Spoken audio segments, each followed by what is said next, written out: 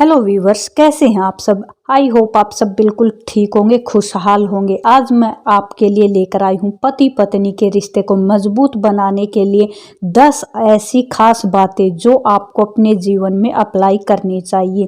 ऐसी 10 बातें कौन सी हैं जो आपको अपने जीवन में अगर अप्लाई करते हैं तो आपके रिश्ते को मजबूत बनाती हैं। पति पत्नी के बीच का जो रिश्ता होता है उसे आप कैसे मजबूत बना सकते हैं, इसी पर हम समझेंगे इस वीडियो के अंदर।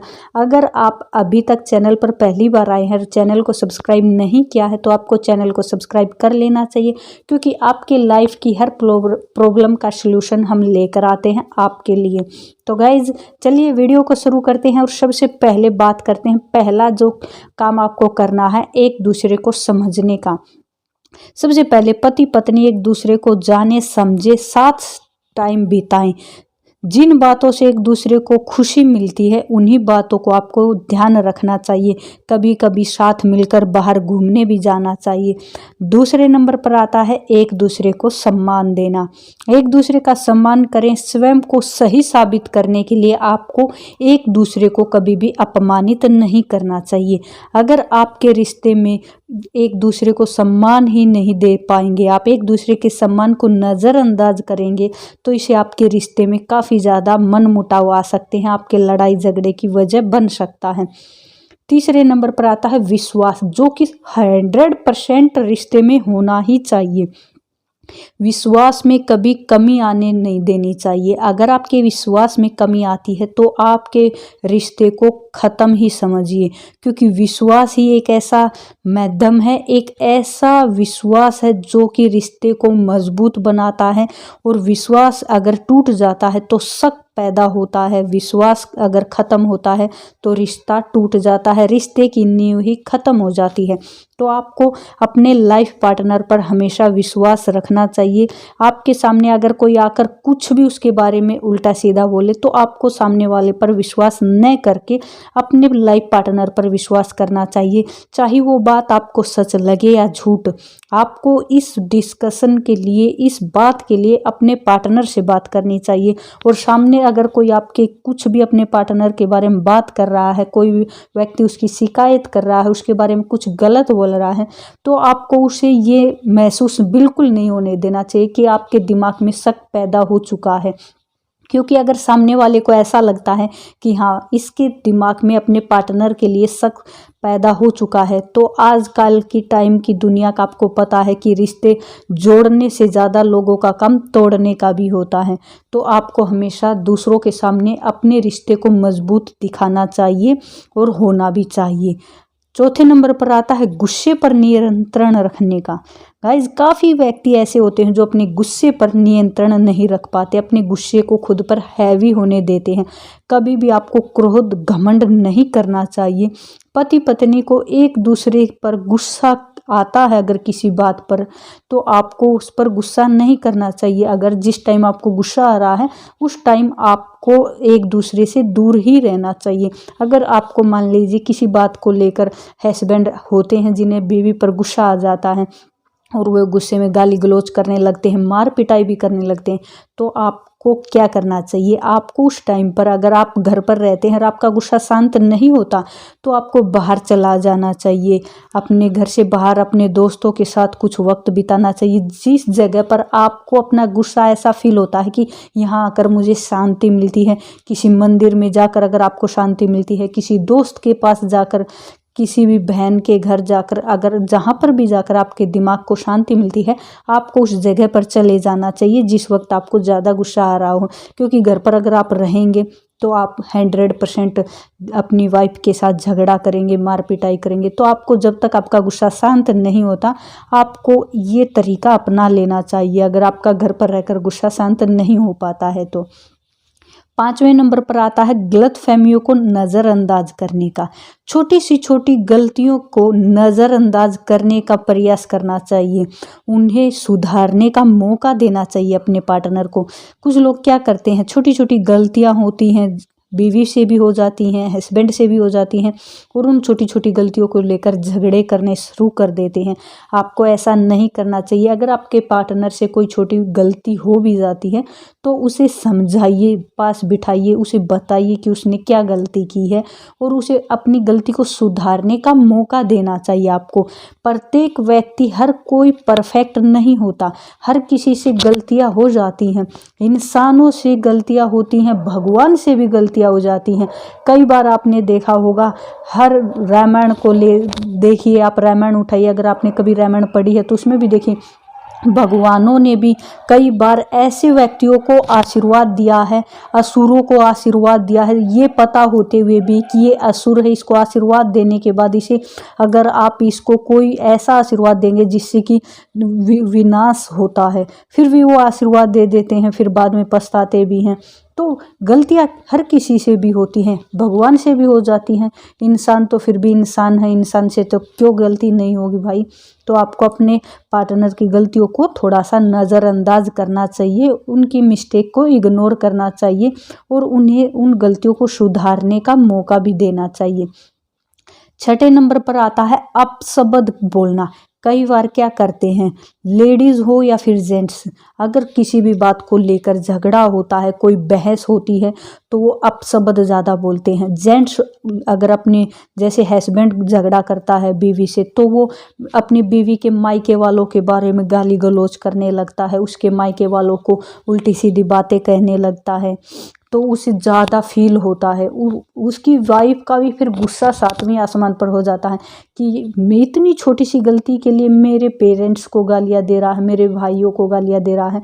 और उसका ये मतलब गुस्सा होना भी लाजमी होता है। कोई भी अपने परिवार के खिलाफ कुछ सुनना पसंद नहीं करता है।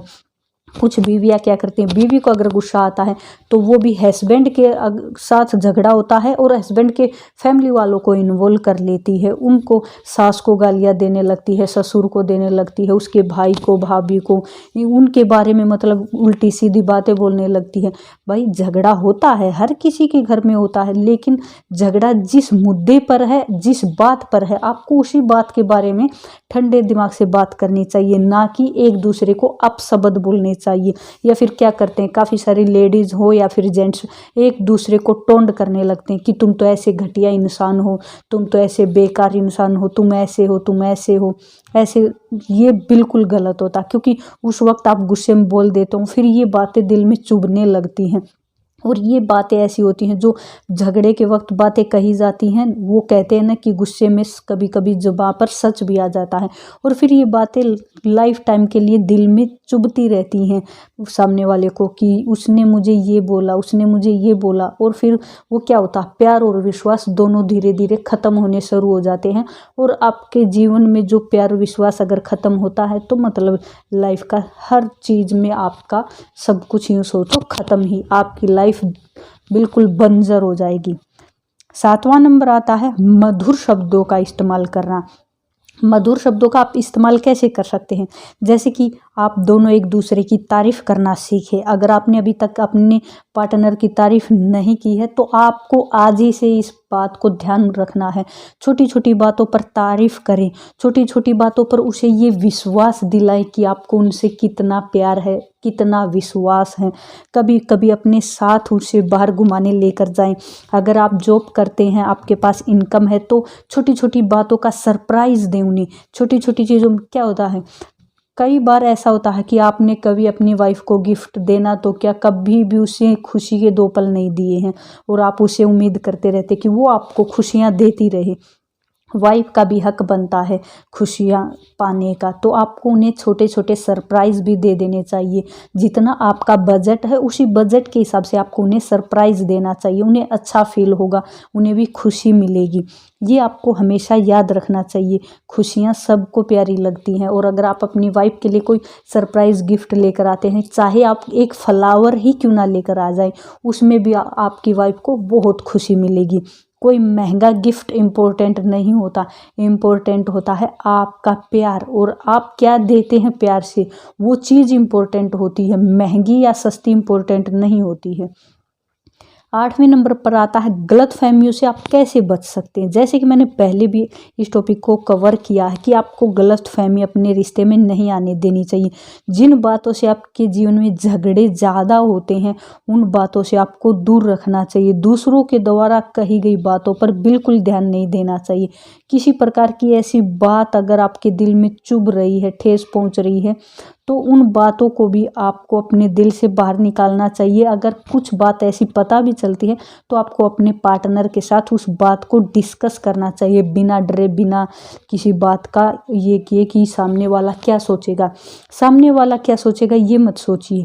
अगर आपको किसी बात को लेकर गलतफहमी हो रखी है तो आप उस गलतफहमी को दूर करिए, क्योंकि अगर आप उस गलतफहमी को दूर नहीं करेंगे तो आपका रिश्ता खराब होना शुरू हो जाएगा।